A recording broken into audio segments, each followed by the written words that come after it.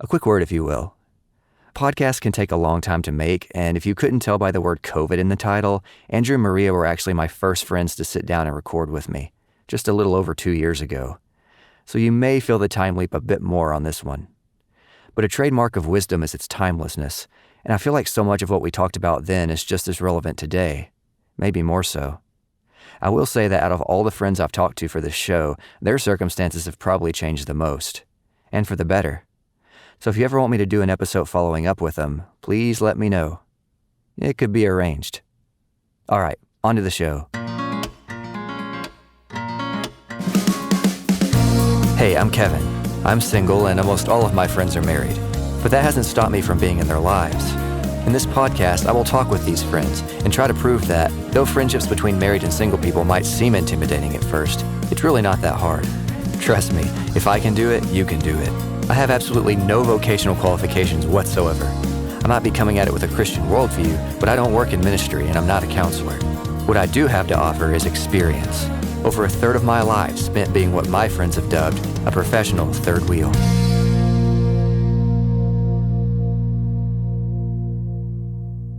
We are sitting in the kitchen of my friend's house where we basically hang out, and I'm with my friends Andrew and Maria today. How are you doing, guys? Very good. How are you, Kev? I'm good. Yeah, doing well. Y'all look so ready. Our bodies are ready. So let's just kind of start by getting to know you guys a little bit. Tell me how long you've been married. Maria and I have been married since September of 2020, so that would be about a year and 7 months at this point. Man, I was thinking about this today. It's like, it doesn't seem like it's been over a year already, but it had like almost 2 years now, right? Like It feels like forever, but also no time at all. We can all blame COVID for that. I mean, everything from April, basically March of 2020 going into even now still feels like a black hole of time. That's true. And it's also, we talk a lot about just our friendship, before Maria came into your life, but like, it gets harder and harder to see you without Maria, like in my head anymore. Like, you are such a unit and it just seems so right that it's just like, was there a time before Maria? I don't know, like the dark times, but, but anyway, in the dark times, how did you guys meet originally? I moved to Nashville in fall of 19, and a friend of a friend had recommended Emmanuel Nashville, which is a church we all go to. And that was the first church I checked out in Nashville. And I'd been going there about a month and was taking their new members class. And that's how I ended up meeting Andrew, who was serving as a deacon at the time. And we were really love at first sight. I mean, it's corny to say, but it really was for us. Mm-hmm. Anything to add to that? I mean, what can you add to that? It was, as Maria said, love at first sight. This redhead walked into the cafe, which is where the new members class happens at our church. And I was thinking in my mind, who is that? Mm-hmm. And one thing led to another, and here we are doing this podcast. That's true. Yeah. Yeah, we got married less than a year after meeting one another. Which was not originally the plan. There were several external factors that more or less expedited that. Yeah, no, I remember having that conversation with you, being like, "Seems kind of fast. Are you sure you're ready?" And you're like, "No, we've had at least one fight, so we know we're good there." And I've thought a lot about this, and I was skeptical but pretty convinced by the time it was all over. So that's great. Mm-hmm. Well, cool. So Andrew, we've known each other since college, and I honestly don't remember the first time we met. I remember the first spring break trip where we got close. Mm-hmm. We were in a Bible study together called Awakening at Belmont. I jumped in like the very beginning of my freshman year, and Andrew came along a little bit later that year, but not too much later. And we didn't really have much occasion to talk too much until we had the spring break trip, and there were like, I don't know, 10 of us, something like that. So it was a lot more kind of get to know those 10 people. That was still, I don't know, one of the best times of my life. I loved that trip. Agreed. That was a good one. But then, we lived together for 2 years in college. And then we lived together for another year and a half after that, right before he met Maria, because COVID happened right after I moved out. So that was, man. What a time. What a time indeed. Maria, do you remember how we met more than I do? Yeah, we met at the anime movie Weathering with You. That's right. I think that's the first time we met, but y'all were like seated way down the road. There were a lot of people there that night. So like I didn't actually get to talk to Maria more than like, "Oh, that's Maria. Hi, how's it going?" or whatever. And the time I really remember like actually getting to know Maria was probably honestly, after the pandemic kind of started to let up and we started actually hanging out with people again, because we had this night at where you were living at the time with some friends, and a bunch of people came over, and I was very uncomfortable because it was just the most people I'd seen in a very long time. And Andrew, being the gentleman, insisted on walking the girls to their cars that night because it was dark in the neighborhoods. So I was like, well, this is a good chance to get to know Maria because I'm pretty sure they're going to get married and she's going to be around a lot. And so it was a good opportunity because Andrew was gone and he was in and out or whatever, and we were just standing in the hallway and just talking for a while. And I just kind of realized like, oh, I've been Andrew's roommate a lot and she's about to essentially be Andrew's roommate. So maybe we can talk about that a little bit and prepare each other a little bit for that. And it was, I mean, I think we talked for like 30 minutes to an hour that night. It was really good. Yeah. And, but that's when I walked away going, I think I like this one. I think she's going to be all right. So not that I have to have that as a friend, but like, it was really nice to have that feeling as a friend. So, and it's nice to have friends who have that feeling as a friend. Yeah, no, I think if you have that feeling as a friend, you should probably express it. Also, if you don't have that feeling as a friend, maybe very gently, but express it. So yeah, obviously because of COVID and all that, and I mean, us really not even getting to meet a lot until all that kind of blew over. We didn't get to hang out a ton before y'all got married, which is not generally how I like to play it. I like to hang out a little bit because I don't know, if you're hanging out before you get married and then like suddenly instead of two of you leaving the house at the end of the night and one of you staying, like two of you stay at the house and one of you leaves, like that's really the only difference at that point. You know, you're just used to hanging out and stuff. But this time we didn't get to do that. We didn't start actually hanging out here until y'all were married because this was Maria's house before the two of you got married. So correct. So yeah, very, very different way to play it. Not great in terms of me really being there, but you know, circumstances, fun stuff. Right. And I think too, just like 2020 was obviously for everyone a weird year. So there were a couple months where our church wasn't meeting in person. So that kind of took away some opportunities to hang out. And we were kind of part of a youth group through a different church at the time. So we were actually hanging out with people actually outside our church a lot during that season and time. Yeah, it was just a weird time. So it wasn't that we were avoiding Kevin or Kevin was avoiding us. It was just, you know, kind of a weird time for everyone. Well, I think in a lot of ways that really kind of jump-started our friendship once we did start hanging out because we were all three so over how okay it became just to be like, no, I'm just going to stay in by myself tonight because that had been like kind of mandated for a while to where we kind of really threw ourselves together really fast once we were actually able to. And I think that definitely grew. It was us getting as close as we did, as fast as we did, I think, partially responsible for that. So yeah, a lot of blessings in some ways. You know, good old COVID for all it's worth has done some good, I guess. But so yeah, so we hang out every week now. Kevin comes over to our house every Wednesday evening. More recently, we started getting together earlier in the afternoon, and we go to the local YMCA. And thank you, Kevin, by the way, because Kevin brought to our attention that there was a hot tub and a steam room there. The conversation literally went, did you guys know that there's a hot tub and a steam room at the YMCA? And us, being members for 1+ year at that point, said, no, where? And we're all members at this YMCA now, and we will meet at the YMCA or our house around 5:45 or 6 p.m., enjoy the hot tub and or the steam room and or the lap pool or some combination thereof, and then we'll come back, either cook dinner or grab a bite to eat on the way home, and then just relax with each other. We'll talk, we'll play games, sometimes we will watch funny YouTube videos, things like that. And that has been happening for, I want to say, 1.5 years now. Maybe longer. As long as we've been married. About as long as, so about as long as we've been married.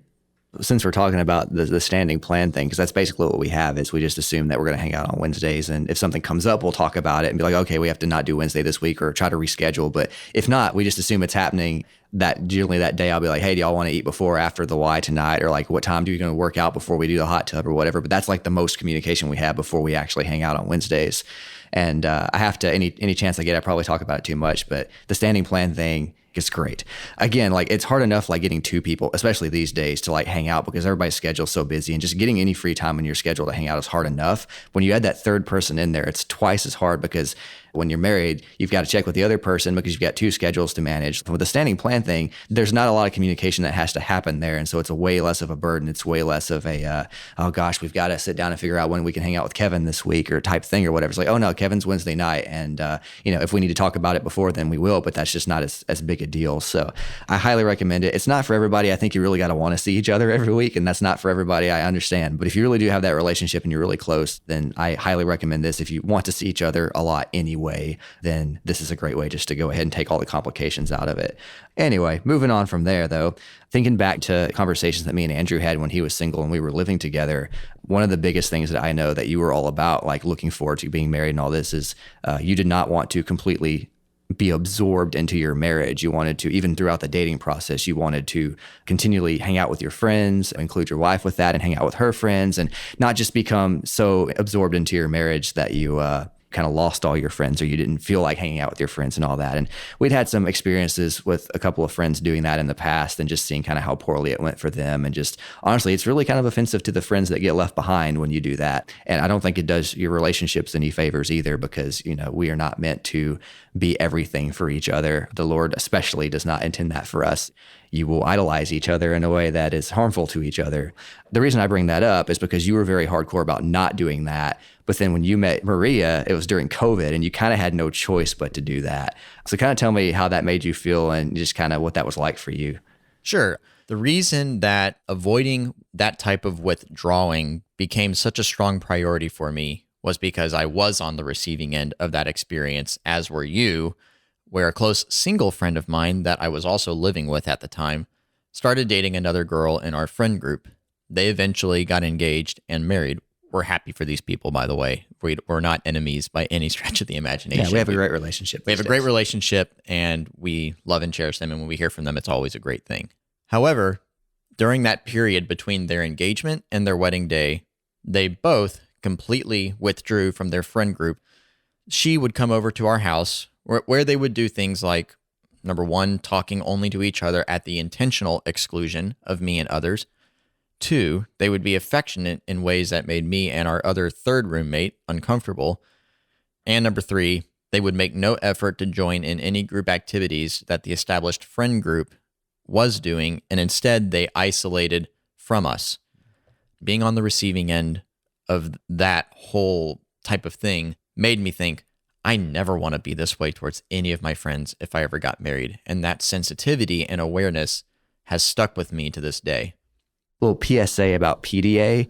For married people, as a single person, I don't mind shows of affection. In fact, I like to know that my married people actually like each other, because it makes me feel better about their marriage sometimes. And also, like, as a single person who wants to be married, it's nice to know that, like, that's acceptable. But there are levels of it when it's unacceptable, and like maybe, you know, very gently say something and be like, hey, I'm here too, you know, type thing. But most of my married friends do PDA very well, in terms of just, you know, being affectionate towards each other like you'd expect a couple to be. But yeah, keep in mind when you are affectionate that there are other people in the room sometimes, because that can be a divider if done wrong, I think. And I think other married couples get annoyed when other married couples do, you know, PDA wrong. So like, man, like, you're trying to show us up, like we love each other too, you know. But yeah, verified. When Andrew and I were dating, at the time I thought I was going to be deployed like about 6 months from then. And we'll probably press into this a little more, but Maria is in the National Guard and still currently is at time of recording of this podcast. Yeah. And we were holding hands or something, and one of Andrew's friends kind of called him out for it, for being like too affectionate. And I don't know, it just kind of rubbed us the wrong way, because it was like, you have no idea, bro, like what's going on in our lives, or what we're preparing for, or, you know, what we're kind of thinking about with our own relationship with that coming up. So, I mean, if you do call someone out, make sure it's legitimate, like, and don't just assume things that you don't really have a clue about. I just wanted to make a note about that. Like, if you do call someone out, make sure you understand before you're just like emotionlessly just calling people out. Yeah, and Maria, that was a great point. I think as a single person, you have to constantly check your own heart when you're hanging around married people, because, and I've said this elsewhere, but you have days, those dark days or dark nights of the soul, where you just curse every happy couple around you because you're still single and you don't want to be. That's totally normal. Probably not right, but normal. But make sure that you're not calling them out on a day like that, because holding hands is totally acceptable that's child stuff. That's not even what I'm talking about when I say PDA. But like, yeah, just make sure, again, check yourself before you call your friends out on stuff like that, because you do it wrong once and you may turn them off to your presence in general. So don't do that unless you're absolutely sure you're in the right there and you don't just have a chip on your shoulder about being single and not wanting to be around that. So anyway, big sidebar. So now Maria and I are married. But in this life, marriage is two sinners coming together to magnify Christ. So when two sinners come together in this way, they are not able to be everything they need each other to be. It's the line Jerry Maguire, "You complete me."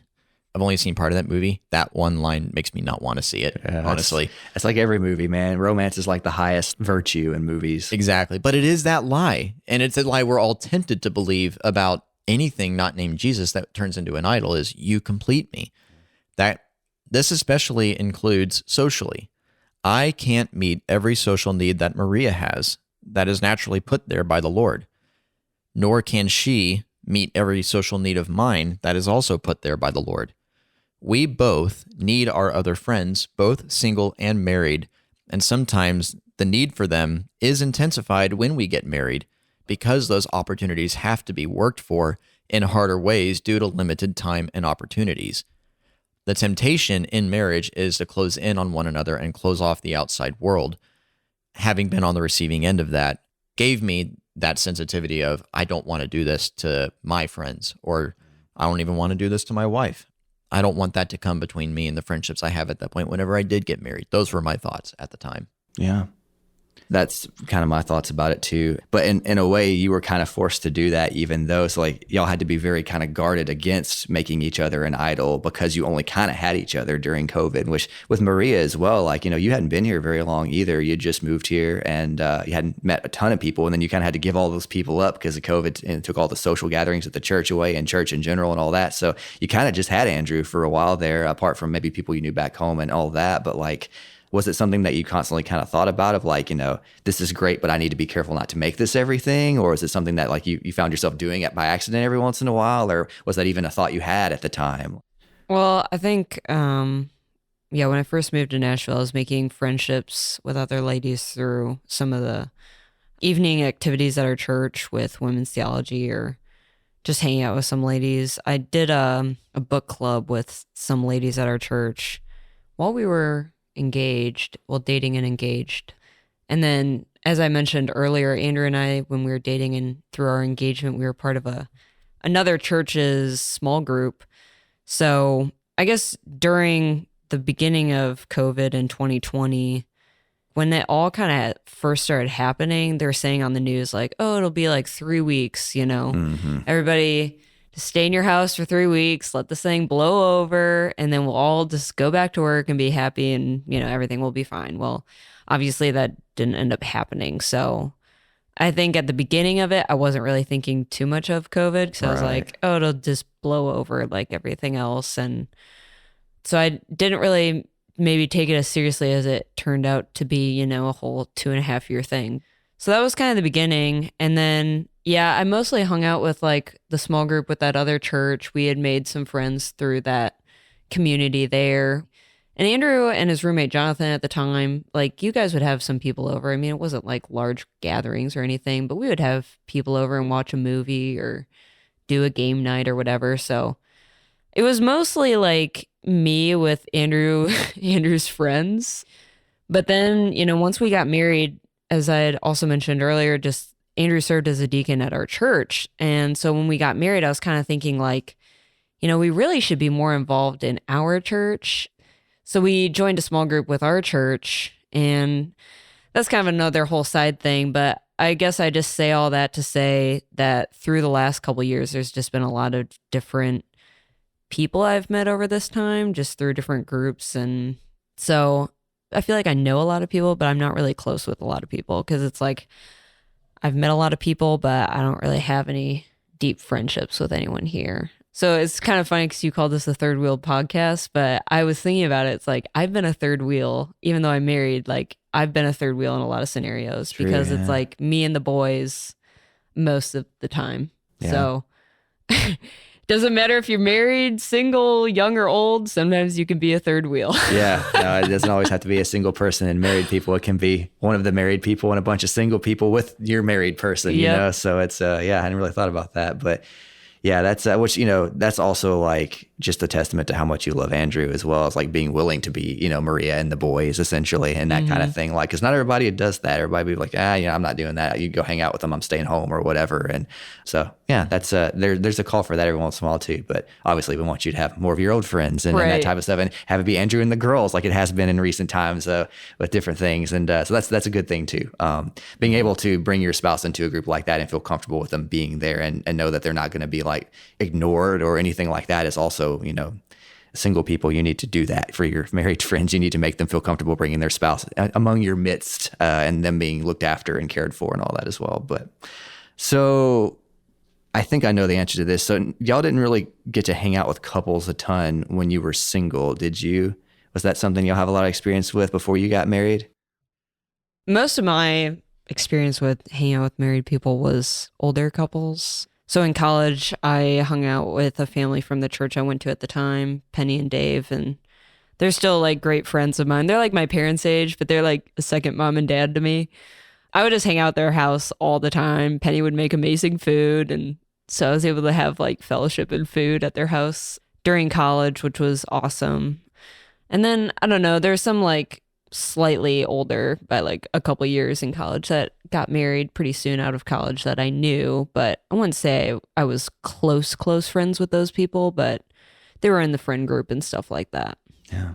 I lived in Nashville for 12 years at time of recording, and during college and really for most of the time after that, I did not really hang out with very many couples. We had one couple in our friend group who was a friend at Belmont with us, and her now husband were dating long distance. So technically they count.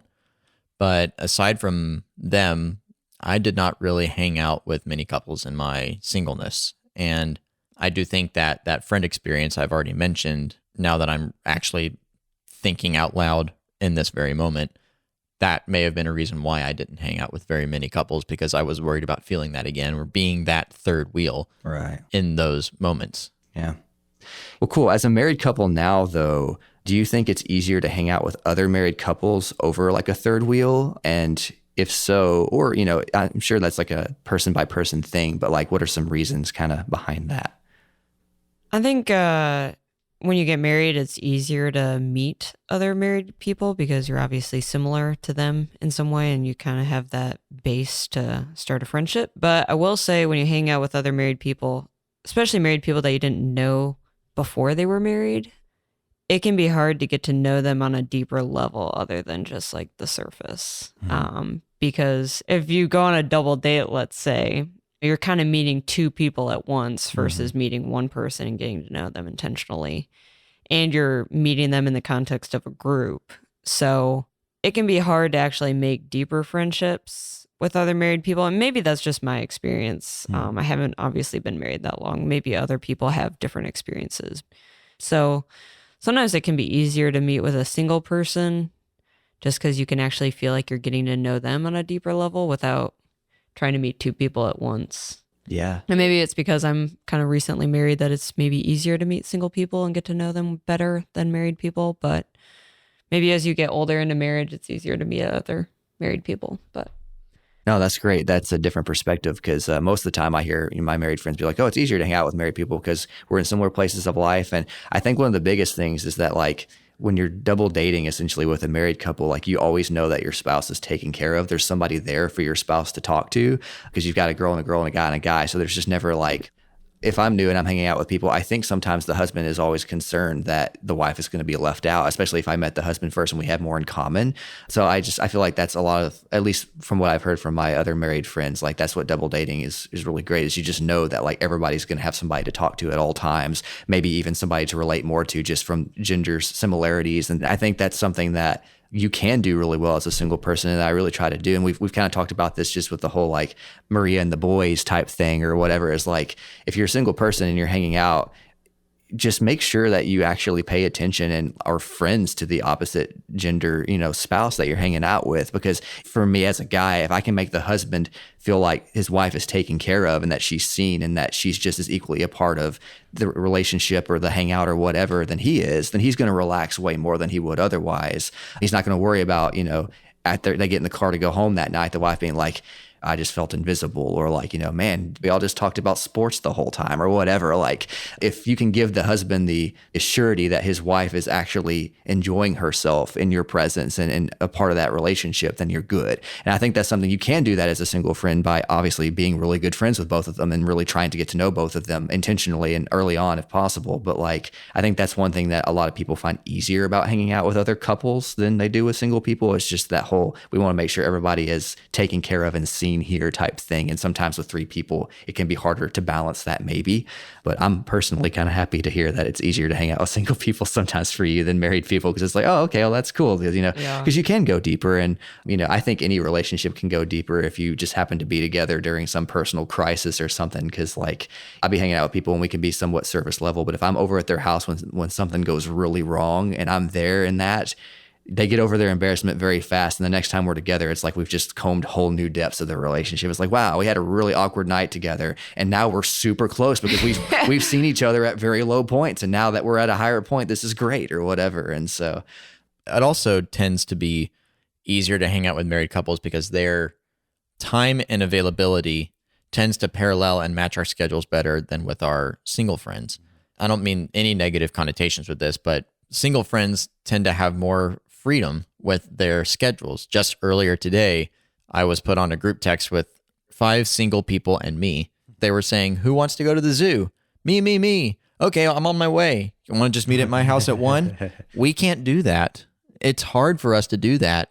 I'll put it this way. You find out how much time you actually have as a person when you get married. I'll briefly talk about the time together that Maria and I have. On Sundays, we have church. We'll typically do lunch with friends. And every so often, around 6 p.m. every Sunday, we may have people over. That includes Kevin, and hang out for a little bit.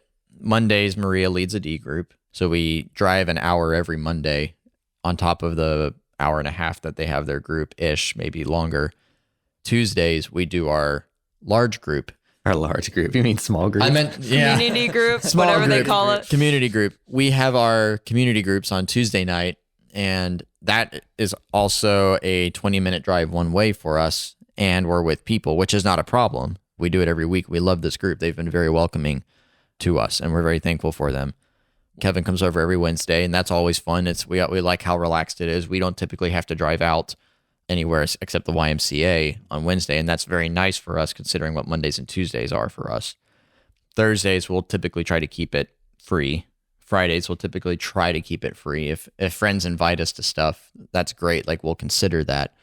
But when Thursday and Friday roll around, we're really feeling the separation from not being able to see each other just one-on-one by that point in the week. So if you're single, Thursdays and Fridays tend to be some of your most fun days. There's nothing wrong with that.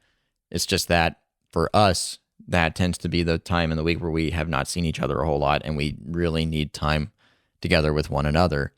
Saturdays are usually completely free, but it's also like the only full day of the week that we get only each other. We still try to make time for our friends as we can. It's just really difficult.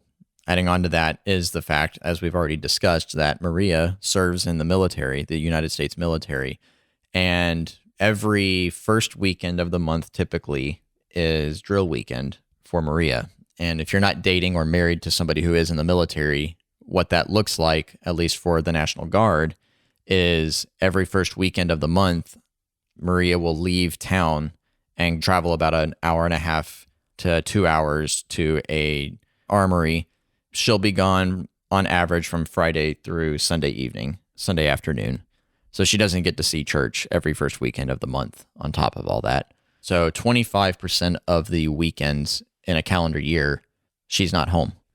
So for us, it can be a little harder than normal to get quality time with one another. We have to actually fight very hard to have that quality time with one another. And with 2021 being what it was, we're still at a point a year and 7 months into our marriage where it feels like we haven't really gotten almost any time with each other. Totally. If you're a single person and your married friends say, hey, we just need to spend some time together tonight, that is absolutely not a criticism of you as a single person. And that's absolutely not anything against you, or you shouldn't feel self-conscious about that. That is an actual legitimate excuse. And it's really hard to understand. And I honestly, even if as I say this, don't understand this fully. But as Andrew was just saying, especially in their schedules, they really kind of are guaranteed maybe 2 nights a week and then some of a weekend if Maria's not at drill together. So if I were to call them up and be like, hey, we're going to go do a thing on Friday, and they're like, hey, cool, but we just need some time together tonight. Like, if I have any anger or like frustration with that, that's my sin. Like, that's me not understanding their life. That's me assuming things. Or if I'm insecure about that, that's also my sin. Like, again, I know these things because we've talked about it. So maybe talk about it so you know these things when these situations come up, so you can know, oh, well, their life is crazy, I shouldn't be offended by that. But if you're a single person who doesn't know a married couple and they give you that, they're probably not flaking on you. They probably really need that time together. And until you're with somebody, I don't think you can really understand that need in the same way. Because yes, as we talked about earlier, you don't want to absorb into your marriage and only have each other. That is unhealthy. But you also don't want to completely extrovert from your marriage and only see each other when you lay down to go to bed at night. That is also not healthy. So those are kind of the two extremes. And single people, we have more freedom to extrovert and it not be a bad thing for us. Like, you don't have to come home and spend time by yourself every night necessarily. I think you should. But with a marriage, you absolutely do have to put the time in. You absolutely have to spend that time even just catching up on your lives, because there's just a lot of practical things I imagine you guys have to talk about, just like, hey, did the bills get paid? You know, this type of stuff. But like, you got to get through all that just to actually get to the, hey, we're friends, we're best friends, we've chosen each other for life, and now we just want to like veg out on the couch together for Pete's sake or whatever. So I think that's just a really good thing that single people need to be a little more aware of and maybe a little less offended over, because it's a need that you guys have that we don't have yet. I would add on to that too, that even if we have to say no a lot for even legitimate reasons, still be intentional about inviting your married friends to things. If we have to say no often, it's not due to a lack of interest. It's due to a lack of availability and bandwidth. It's hard to say yes. And we don't like saying no regularly because we do worry that you'll lose interest in us. And we have a responsibility to at least communicate this to our single friends as well, that it's not a lack of interest, it's a lack of bandwidth. Please bear with us as we hope for that time where lightning strikes in a bottle and we can say yes to something. It's important to know that we're still wanted, even if we do have to say no a lot. Right. Yeah, that's one of the compliments I get a lot from different people is they're like, thank you for being persistent. Like when we finally do hang out, I have a lot of married friends who, you know, have several kids and it's very hard for them to have any time at all. And when I come over to like, thank you so much for like texting every couple of weeks and checking in and seeing if this week would work or whatever. Like, we appreciate that. Again, that's the freedom we have as single people, is to be the one who remembers, oh, I'm going to text them this week and just see if we can hang out. Because one, married people, they might really want to, but they might literally just legitimately forget. They have a lot more in their heads, a lot more to deal with. Two, like they might just not have time to sit down and text. So by you doing that, it's a good thing. And also, you know, group messages, I highly recommend. They're very useful. You save a couple the time it takes to text the other person in the couple and ask them, hey, so-and-so wants to hang out. Can we do this? If you just put them all in the same group message, you're all on the same page. So more on still just what we can do to kind of endear ourselves more to married couples, to be more understanding.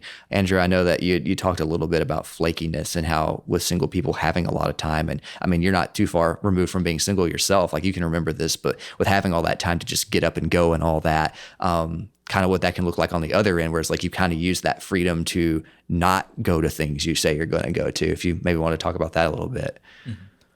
Do you have anything you want to say first? Well, I know we've mentioned it a couple of times. It's often been me and the boys, and we all kind of laugh about that. But it's kind of true. That doesn't mean I haven't tried to pursue deeper relationships with other women. Mm-hmm. I have. There's been many times I've tried to either pursue people for friendship or a group of ladies for friendship. And I think whether you're married or single, or like I've said before, young or old, I think you can walk through times of being lonely. And that's kind of been a season for me for the last like 2 years. I have a lot of guy friends that are great guy friends, but there are healthy boundaries. Yes, obviously. With guy friends as a woman, especially as a married woman. So even though those friendships are great, they are limited in some ways. So One thing that our friend Hunter actually told us last weekend was he was reading this book that this guy was saying, I guess this guy had gone through a really lonely time, and he had kind of realized that he had to pursue a deeper relationship with the Lord, and then from the Lord's fullness, find strength to continue to be faithful to God in reaching out to other people, in serving others, even when he felt like he wasn't being maybe served. And that's obviously like a new thing I've begun to think about or think through, because I've done a lot of striving, probably in my own strength, to try and make friendships, and it just hasn't worked out. And I was hosting like a gathering at my house a month or two ago or something, and I think like 7 ladies had said they were going to be there, and I had gone to get food for the party. I mean, I'd prepared a lot, and last minute, like pretty much everyone canceled on me. And they all kind of seemed like very flaky reasons for them to just, make the decision not to come anyway. And that was really hard for me. And it still, I think, has overshadowed my desire to reach out to other people or just even try to make friendships with other ladies. So I think I just have to learn to find strength in the Lord to continue to be faithful to Him in serving other people, even when I feel like I'm empty. Yeah, I mean, you make a great point. Single people need to hear this too, that like there are a lot of lonely married people out there who, again, are trying to have healthy marriages where they have their own friends as well and aren't able to, either because 1, you're afraid of them because they're married. 2, you think they've got everything they need in a relationship because they're married. 3, or you're like not showing up when you say you're going to show up, and you're hurting that person and keeping that person from really even feeling like pursuing people outside of their marriage. And so I think we should be more mindful of that. I was going to add on, flakiness is not biblical. What is biblical is letting your yes be yes and your no be no. And when that isn't followed, it can and does and will always have consequences for the people that you are flaking out on. Mm-hmm. Flakiness can be especially costly for a married couple. In that example of the story that Maria gave, we spent money on food and time. And time for people who said they were coming. We still love these friends. We're still happy to have them in our lives, but the time part especially, we have established already, we don't have a lot of time. So to lose a weekend, even just a few hours on a weekend helping prepare for that, that's time we're not going to get back. That could have been time that we could have spent getting to know each other if people had just simply said, no, sorry, we can't make it. And if we knew a lot of people wouldn't have been able to make it, then okay, no problem. They at least said, they can't make it. Yeah. So please, we would rather you say no if you have any doubt whatsoever, because then it's not going to cost us. There's not going to be a butterfly effect of it costing us in other ways or costing the married couple in other ways if they're trying to use what little bandwidth they have to accommodate you or to get to know you. Because as Kevin said, there are a lot of lonely married couples out there. And during the pandemic, Maria and I, and we still do feel kind of lonely. Mm-hmm. And we were looking forward to that art day because we were excited to have people in our home and use what little bandwidth and resources we had to make people feel welcomed. And when it went the way it did, it hurt a lot. Yeah. I want Maria to have close inner circle friends. And when she doesn't have that, that affects her. And when that affects her, it also affects me. Yeah. I will get off my soapbox now. Yeah, no, I mean, you're totally right. And like most of the time, if you're hanging out with married people, it does cost them more than it costs you if you're single, just because, like Andrew said, they don't have a lot of time. And when they actually offer you their time, please be respectful of that, And I'm also very anti-flake. I've dealt with it just with single friends throughout the years that I've kind of had to like decide, is this friendship worth it to me to really call this person out on this because it's not okay? And just be like, hey, I know you love me and I love you, and I'm not feeling loved by you right now because you canceled an hour before we were supposed to hang out and I cleared my entire night for you. Like, there are good reasons sometimes. I mean, I'm not saying there are never good reasons to cancel last minute. I'm just saying there's a little bit of a, I like it and I don't like it. There's a personal health kind of thing that's coming up in our culture today where it's like, we got to take care of ourselves. And that's great. Sometimes you do need to take a night to yourself. But when you've told somebody you're going to be somewhere, and hours before you just say, I'm sorry, I'm not going to be there. I need to take care of myself. At that point, go be with the people. The Lord might actually want to use them to refresh you. There's a lot of times, I mean, honestly, church itself, there's always this lie of Satan that like you wake up in the morning and your flesh is just like pulling you away from the building, but you keep walking towards the church building and you walk out of church and you almost never regret going there. You're always like, that was really good. I didn't want to go and I went and I'm refreshed now and I was with people. Small groups the same way sometimes. You're just like, I don't know if I want to sit around and talk about Jesus tonight and confess all my sins and stuff. But like you go and you walk away and you're always renewed. There's always this constant battle between what's best for you and what you actually want to do in that moment. And I think flakiness sometimes honestly can be when you lose that battle. So yeah, I also have a soapbox about that. I'll step down as well. On the flakiness thing, I think with COVID, some people have just stopped going to church and just watched online. And, that's understandable if you're obviously sick or at the height of things when things were really crazy and you have a bad immune system or whatever it is. Like, okay, that makes sense for a time. But I just think it's important for people to realize that you do matter and people remember you and people wonder what's going on in your life. And it makes a difference when you show up. Yeah. I think just on the showing up thing too, one thing that I've thought about during COVID is like when you spend a lot of time by yourself and then you get back into a group of people, I find myself at least having a lot less grace for those people because when I spend a lot of time in my own head and by myself in my little world, I control everything. And so everything is the way I want it to be. The temperature on the thermostat, like the food, like all that type of stuff. But when I get out into the real world and there's other people there, they're going to do things different ways than what I necessarily want them to. And if I'm spending all my time in my own head doing things my own way, I really don't like that. And it really rubs me a lot more wrong than it would had I not done that. And I think that's the same thing with relationships now is like, I'm not as openly graceful for people if I spend a lot of time away from them and then I'm with them again. To be more like Jesus, to be more graceful, to be more understanding, to not insist on your own way. Spending time with people is how you do that because you got to be around enough people who do things differently to actually build up that grace and to be sober-minded about it. If you spend too much time in your own head, you're not going to see the world how it really is. And I think COVID really hurt us in that way. So the other thing I was thinking about that I want to talk about in terms of things that single people can do to be an addition to the house and not a subtraction or a division of the house when you're there is a lot of married couples feel like when they have single people over that they have to constantly entertain them.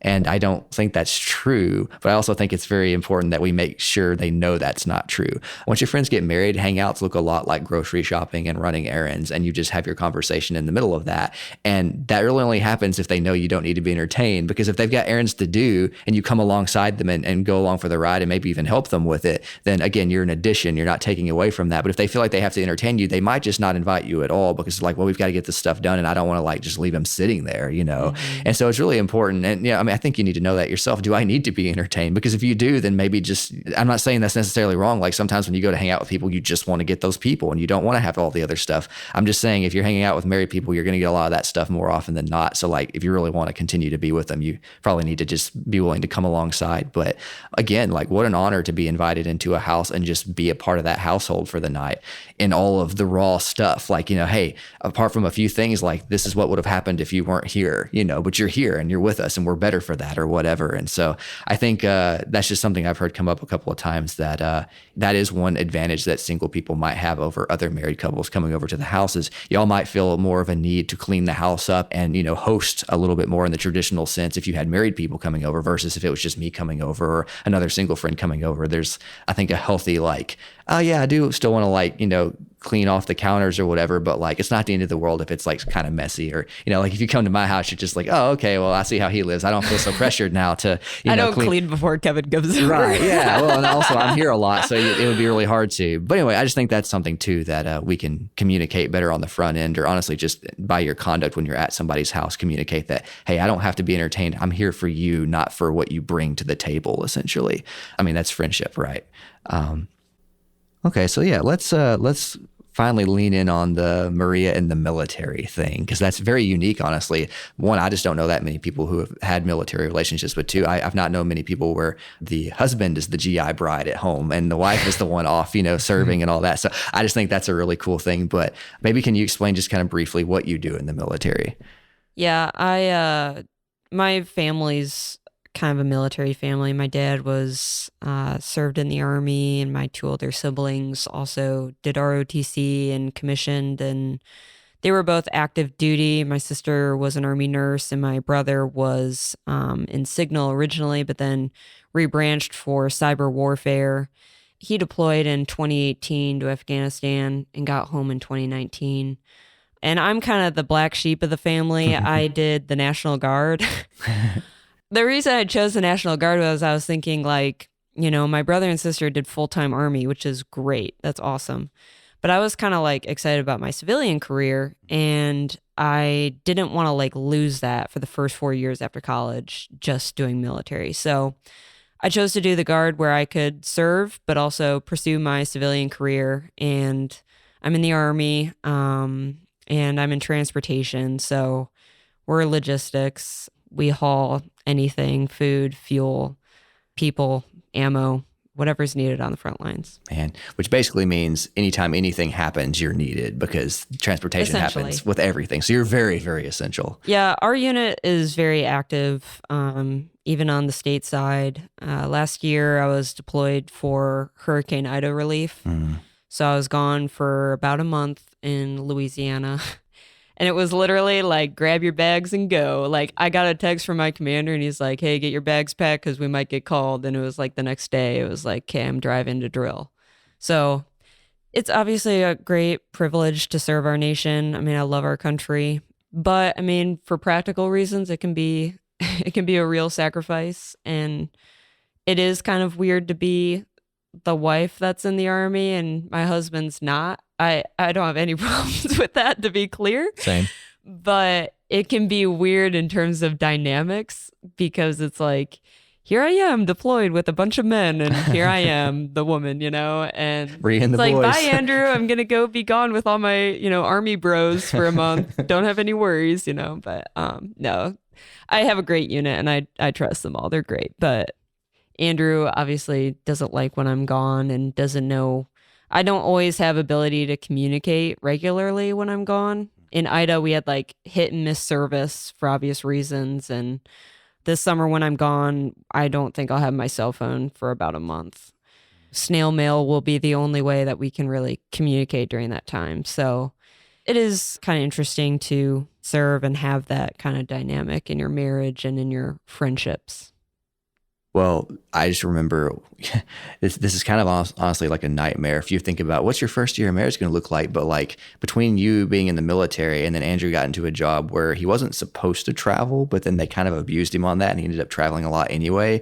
When Andrew said earlier that they, you know, it sounds like a hyperbole, but it really isn't, that they really haven't had that much time together since they've been married. Like we've kind of just gotten to a period of time where you are reliably around now. You know, have moved into a different type of job and been able to stay at home more. And then, you know, she still does drill, but that's kind of it right now. But yeah, that was a rough period of time.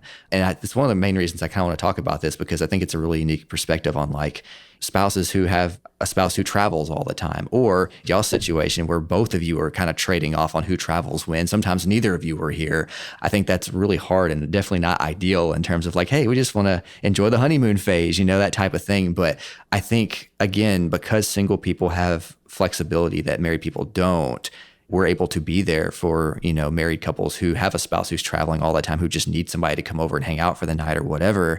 In a way, it's different because it kind of makes you a single person for a period of time. Much like me and my singleness now, you're probably not very happy about it, but you're still single for a period of time. So, oh, well, my wife's gone. I'm a bachelor this weekend. It's like a joke, haha, but you're also kind of like, I miss my wife at the same time and all that. But like, as a single person, I could be there. If you're like, hey, Maria's gone, you want to come over and do something? I think what I heard was, please come over. I need somebody to be here or I'm going to sit here and think about how much I miss my wife. And so I'm just kind of curious, like if you have some thoughts on just how can your single friends, if that happens again, or, you know, even just through the year of it happening to you guys, what are some ways that your friends can be there for you in that situation? Like kind of what are your needs in that situation even? Because like you might not even be like, I have a lot of friends when their wife goes out of town, they're like, heck yes, like I'm going to game all night. Like I haven't had this type of time. Like I don't feel guilty about doing this because I'm not neglecting my wife. But like a lot of people are like, this is the worst. I can't even sleep in my bed anymore. I have to sleep on the couch when she's not here because it feels wrong. And just tell me a little bit about that and kind of, you know, maybe some things people did that helped and things that you wish people had done during that time. Mm-hmm. 1 Corinthians chapter 7, verse 7 is a really insightful and a really helpful chapter of the Bible for both single and married friends. If you're not familiar with that passage, it's Paul addressing the Corinthian church on the subject of singleness and how it relates to our calling as Christians. One of the points that he makes is that the married man has divided interests. He's anxious about the things of what the Bible calls the world, which is how to please his wife, and his interests are divided. That's not a criticism of marriage that Paul is saying in that moment. It's a reality. As a married man, I am anxious about pleasing my wife by being there for her, serving her needs. I'm anxious about her well-being in ways that I'm not anxious about any of my other friends.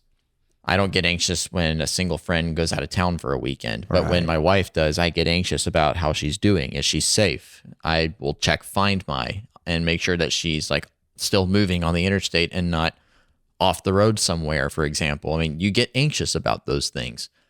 And so I would say that on one hand, there's many things I have the freedom to do because Maria is not home and I just have all this time. Right. But as you've already alluded to, all of us, whether we're single or married, we need community. And if you hear from me on a weekend when Maria's not here, as you've already said, like if you get a text from me saying, hey, what are you doing this afternoon? Or what are you doing this evening? What you should be hearing in that moment is, I need your friendship really, really, really bad right now. Yeah. I need to be with people because it does help me not be as anxious about my wife's well-being. It helps me not be alone. And when we do hang out, that is precious for us. Yeah, I think for me, when I'm gone, I'm away from church community. So the Army is kind of a dark place spiritually. You don't really meet a lot of other Christians in the Army. So, I mean, you have the camaraderie of the Army, but it's very different than Christian community. Yeah. And like Andrew mentioned, when I'm at drill, I miss church. I miss that community on Sunday mornings. When I was gone in Ida, I mean, I was gone all the time for about a month. So, I'm working every day. I don't have a weekend when I'm deployed. So I'm working long days and I don't have any community. And since moving to Nashville, it's been a lonely time where I haven't found a close friend. I don't really need a bunch of friends. I'm more just seeking one close friend that will text or check up on me or just wants to hang out because they like me. Mm-hmm. And so when you're gone in that environment, it kind of feels like another world. I don't really know how else to describe it because it's like the Army is so different from your civilian job. Like there's things that your boss would never ask you to do in the civilian side that you are asked to do in the military. Like, work from 6 a.m. to 11 p.m. That's what we do in the military. You know what I mean? It's not like anything weird. That's just what we do. So when I was at Louisiana, there was one or two friends that actually reached out to me while I was gone. And that meant a ton to me because it was like, here I am out in Louisiana after a hurricane and someone's remembering me that I'm gone. That means the world to know that your friends miss you. So that makes a big difference to have people reach out when you're gone. Yeah, that's all great stuff. Because one of you was gone a lot last year or whatever, there were a lot of nights that I only really got to see one of you at a time. And a lot of times that's something that you really wanted, where you're like, hey, please come over and hang out with me. I miss the other person. I just need somebody to be here tonight for a little while. Again, it still stinks that, one person's gone and all that, and you feel bad for your married friend. But I think it's a really precious time because, like I said, when Maria's gone, Andrew's kind of a bachelor again in some way. So he has you kind of get to remind him, here's what it was like in the old times. Obviously you wouldn't go back, but here's a little bit of taste of freedom. Let's go out and do something tonight, which, we almost never do because we're locals, but Hooters. Oh gosh. Joking. Not quite, but it does allow, me and Andrew to be like, hey, we really are huge nerds and we love games and we watch these shows together. We watch these YouTube channels together. Maria's not as big a fan of those things. And if we talk too much about them when she was there, we'd be leaving her out in a way that we just don't want to do. So it kind of gives us a chance to be like, hey, remember this really stupid video we used to watch 5 years ago? Let's watch that video again or whatever. And there's not as much guilt in that. And then vice versa. Andrew's been gone for work plenty of times, and Maria's been like, yeah, please come over. And like me and Maria have a lot of things in common that I don't have in common with Andrew. Like, Andrew's just recently watched all the Harry Potter movies, so welcome to the club. But like, me and Maria are pretty into it, and so like we're able to sit around and have conversations about these things, and maybe watch staff interviews or whatever, and kind of nerd out about that a little bit more, and not worry about like excluding Andrew on that. So it's kind of to me anyway, it's a very precious time because I kind of get to like draw out a different part of my friend than I do when I'm with both of them together, and I think that's a really cool thing. And obviously, Maria mentioned this earlier, but there are very healthy boundaries with opposite gender friends. If Andrew's traveling, usually, honestly, without even thinking about it, she'll FaceTime him at some point in the night and just be like, hey, how's it going? What's up? And like, he can see what we're doing and like, hey, what's up? And we'll talk for a few minutes. He has that up on his phone. They keep track of each other. So if we were to leave or go somewhere, he would know, things like that. So like, I always leave at a decent time, and Andrew always knows I'm here when I am here and that type of stuff. So that might not be for everybody. It's worked okay for us. I happen to have a very brother-sister relationship with Maria, and I feel very fondly for her in that way. So it works out.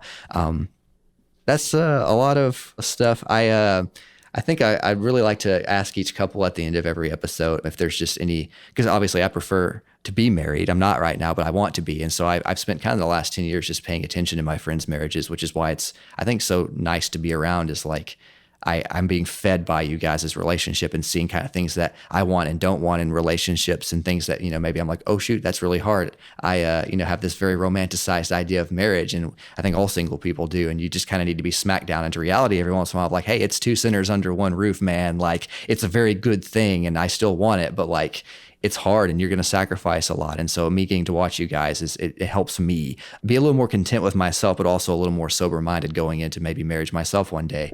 I'd love to know, just kind of, because every marriage is different. I know there are some things that kind of work across all marriages, but if there's anything that you're particularly thankful for in your own marriage, or has found works especially for the two of you as people.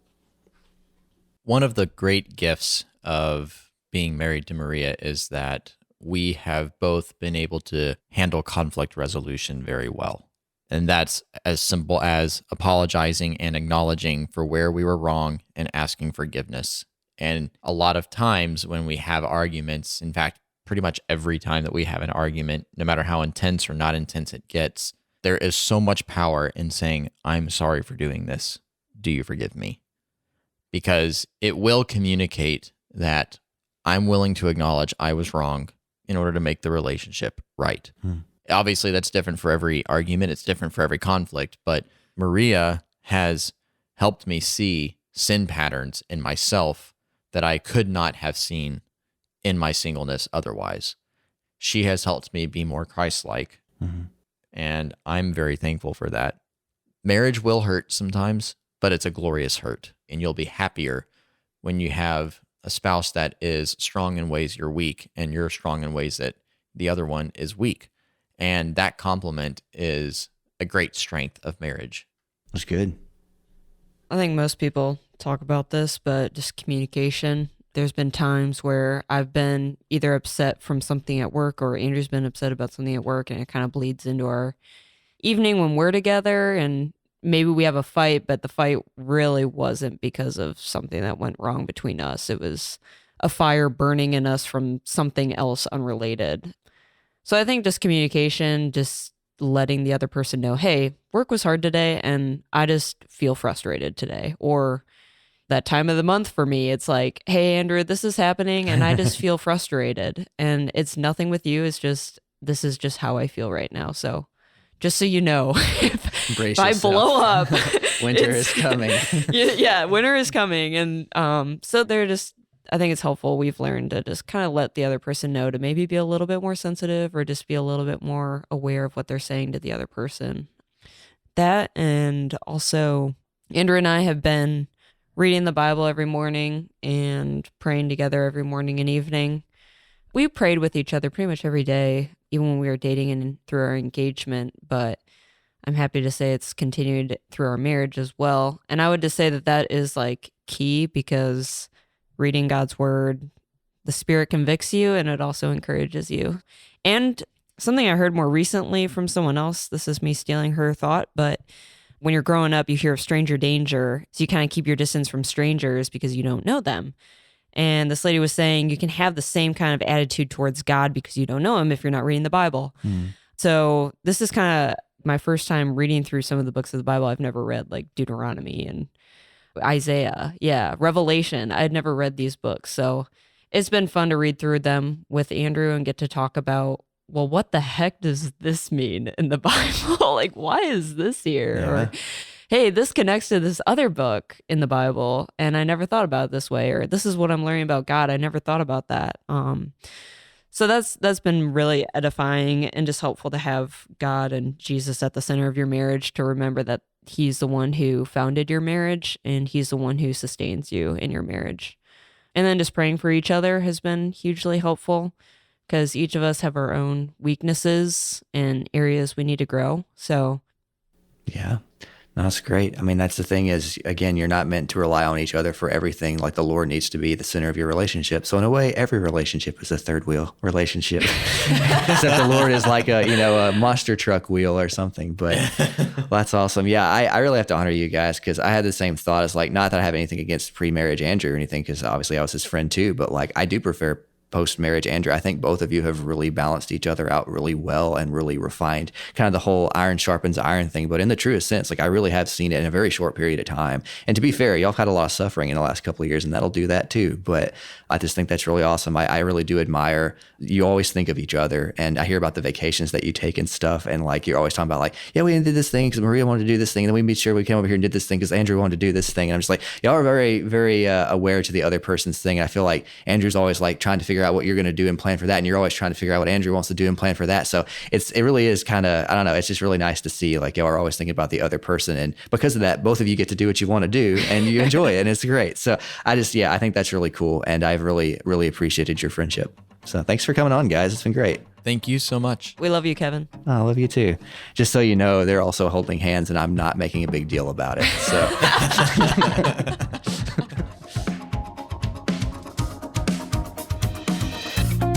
next time on the podcast, We probably spent the majority of my pregnancy scared.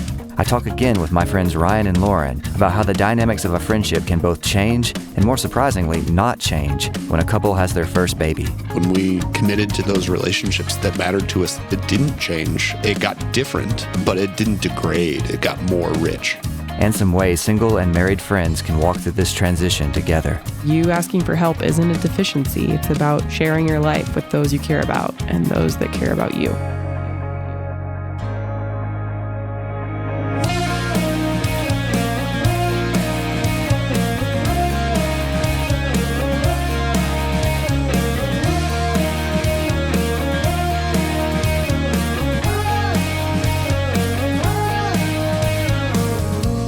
This podcast is made by humans.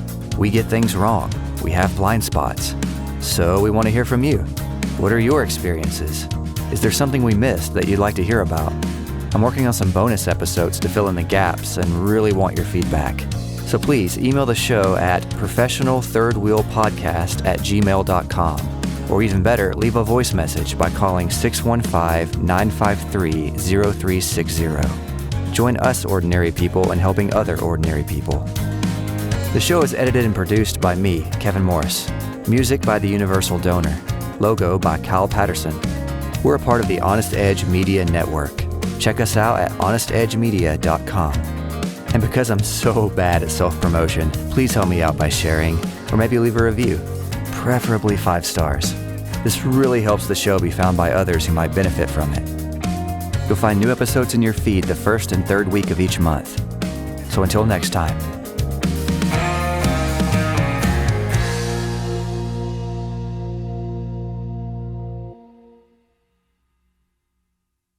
Oh, hey. Don't act like you're all innocent. I could feel you silently judging me this entire episode. Kevin, you were thinking, we feel gypped. You put a serious disclaimer at the top of this episode. Where's the stupid fake ad? Well, fine. You win. Today's episode was made possible by Love Handles. No matter what life throws at you, they're always on your side. There, I hope you're happy. Remember a few seconds ago before I read that, no one was cringing? Yeah, good times.